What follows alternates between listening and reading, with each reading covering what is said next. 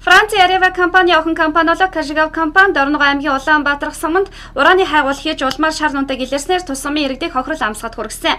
Өнгөрсөн хугацаанд иргэн Орос сүрэнгийн 20 гаруй тугал өгч дотор эрхтэн устсан гэж холбогдох байгууллагуудаас мэдээлсэн ч цөмийн энергийн газар үл ашид шар нунтгаас үүдээгүй хохирол гэсэн онш тавиад байсан юм а. Тэгвэл тэмцлийн гузар шартаас түрхэгдэж Кашигав үйл ажиллагаа зогсоолоо.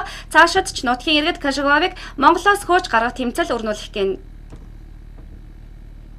Кашигав компани удирдлагууд энэ сарын 31-нд Улаанбаатар сумын иргэд болоод нутгийн удирдлагуудаа уулзах хүссэн байна. Уулзалтаар тус компани хайгуулын ажлаа үргэлжлүүлэх санал тавих нь ойлгомжтой. Харин энэ саналыг нутгийн иргэд хэрхэн хүлээж авахыг мэдэхгүй юм. Нутгаасаа хөөж гаргах хүртэл бэлтгэл ажил хийсэн тэмцэгчид Кашигавыг эргээр хүлээж авахгүй болов гэсэн таамаг байна. Манай улсад ураны нөөц их хэмжээгээр илэрж байгааг төр засгийнхан хэлж улмаар атомын захилгаан станц барих хүртэл ярьж байна. 2009 онд өнөөдөр байгаль орчин ногоон яамны сайд байсан оюун Яриава компанид Парист очиж гар үсэг тулсан байд. Тийм ээ. Энэ гар үсэг нь яг нөгөө доктортой байдлын гэрээ гэдэг шиг ямар ч засгийн газар гарсан гэсэн энэ олборлох үйл ажиллагааг дэмжинэ. Тэгээд гар үсэг дурдсан байхгүй. Тэрнийхээ үүднээс оюунгоо өнөөдөр сайд байгаа хугацаанд мэдээж ирэг энийг дэмжих л бол. Энэ хүн яагаад улс төрд байгаад байна тийм ээ. Яагаад гэртээ суугаад хүүхдүүдэд харахгүй гэж үндсэн санаа бол олон улсын өмнө хүлээс үүргийнхэн хүрээнд л энэ суугаал Монголын байгаль экологийг сүйтгэх ажил хийж байна. Өнөөдөр байгаль экологийн ногоон хөгжлийн сайд гэж ярьж байгаа боловч яг үнэн хэрэгдэр Монголын байгалийн сүйтгэж байна. Малчин ард түмний айж амьдралаар тоглож байна. Энд маш их том гэмт хэрэг үлдэж байгаа.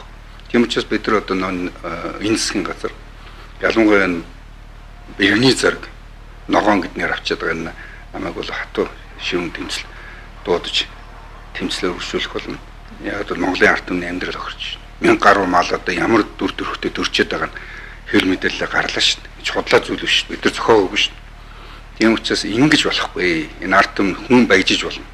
Гэхдээ нөгөө улсуудаа нөгөө нэг ардчлалын яриад байдаг шүү. Миний эрх чөлөө энэ хүний эрх чөлөө хязгаарлагдана гэж. Тийм ээ?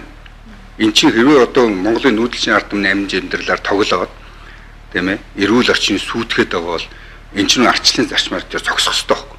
Гэтэл дөнгөж эхлэн яригдаж эхэлсэн энэ үед нутгийн иргэдийн эрүүл мэнд амь насан занлын нутгийн иргэдийн эсэргүүцэлтэй тулгарч байгаа юм чинь мэргэжлийн өндөр түвшинд болгоомжлолтоор хайгуул олборлолтын ажлаа хийхийг сануулж байна.